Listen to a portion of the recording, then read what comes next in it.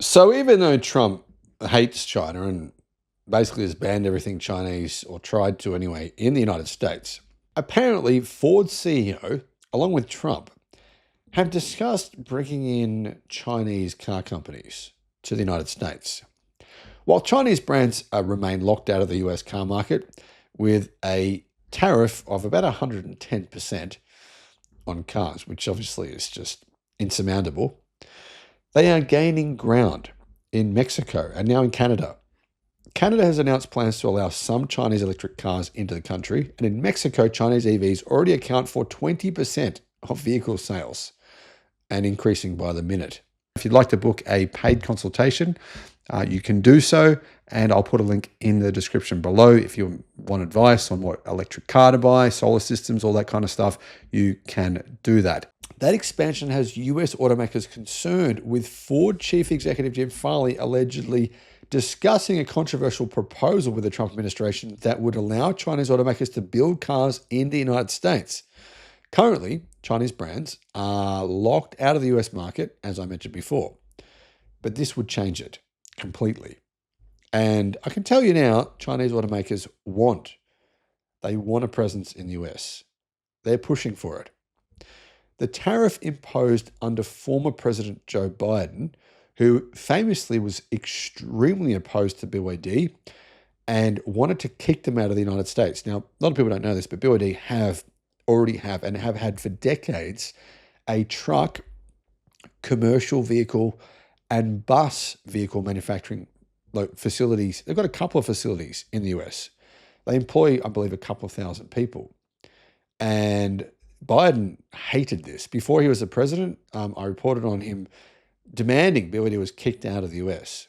So it wasn't just Trump, by the way, that wanted the Chinese gone, or wanted them not to be there at all.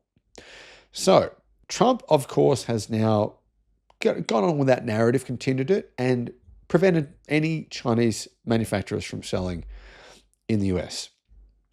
However, according to Bloomberg, Mr. Farley suggested a joint venture structure that could provide a circuit breaker in the auto war, in which Chinese automakers could manufacture cars in the US, and that would be provided that an American company holds the controlling stake. So the American company has to own 51% of the company. Under the joint venture, both sides would share profits and technology, but the US partner would remain in charge. Now, interestingly, it was reported the Chinese government prevented BYD from building a car factory in Mexico because it believed, this was reported by many media sources, it believed that American car companies would steal BYD's technology. Now, I think that's interesting, isn't it? Because this is essentially what happened in China a long time ago. Don't get me wrong. I mean, Chinese automakers don't care anymore about American technology. Maybe Tesla's, but everyone else, no. But quite a long time ago, as in a couple of decades ago, American automakers and legacy manufacturers from Germany and the West, they set up shop in China. China said you can have a 50-50 joint venture. A company in China has to own 50% and you can own 50%. And that way you can come into our massive car market. It's the biggest car market in the world, and you can make lots of money. And they did. They made a lot of money. But they also did hurt themselves as well in the process, because if you think about it, if you have a joint venture with BMW or Porsche or Mercedes, you actually do get access to a lot of pretty good tech, and not just tech, but just stuff like driving dynamics, handling dynamics. And as a result, Chinese manufacturers started their own car companies, which now make better cars than most Western companies do. Anyway, getting back to this story, the structure would mirror the system China required Western automakers to adopt decades ago when they first entered the Chinese market earlier this year.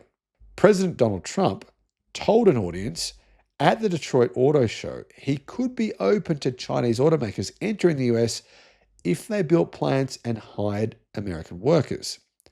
I don't know if he's serious, but the joint venture idea reportedly was not of interest to Trump officials, who believed it would face strong backlash from opposition in Washington. So there's a lot of other politicians in Washington who don't want this to happen. A spokesperson for Ford reiterated the company's position and emphasized the need to protect our home market from a flood of subsidized vehicles built in China, while also raising privacy and national security concerns associated with the Chinese vehicles in the US.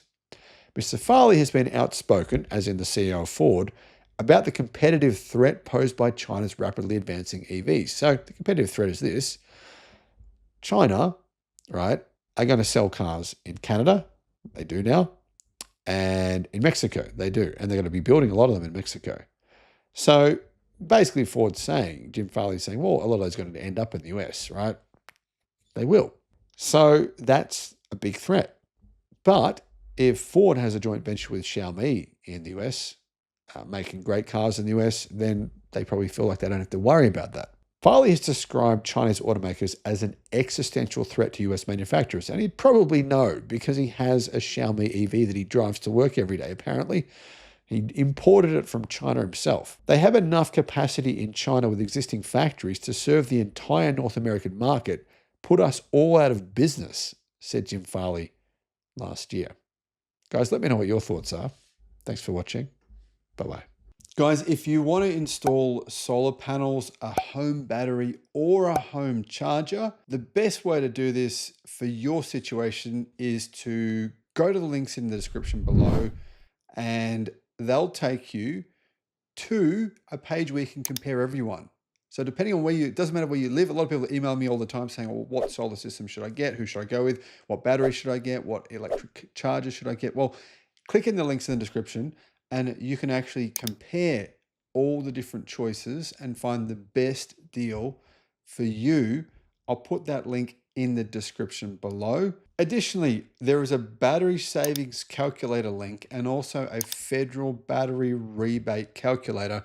I personally have found that I'm not paying for electricity at all, and that's including charging my 2 electric cars and also running my home power, my home sauna. Nothing, not paying anything at all. And I think a lot of people are getting misled. They think that getting a battery is not worth it. Actually, I think it is worth it. So those links are in the description below.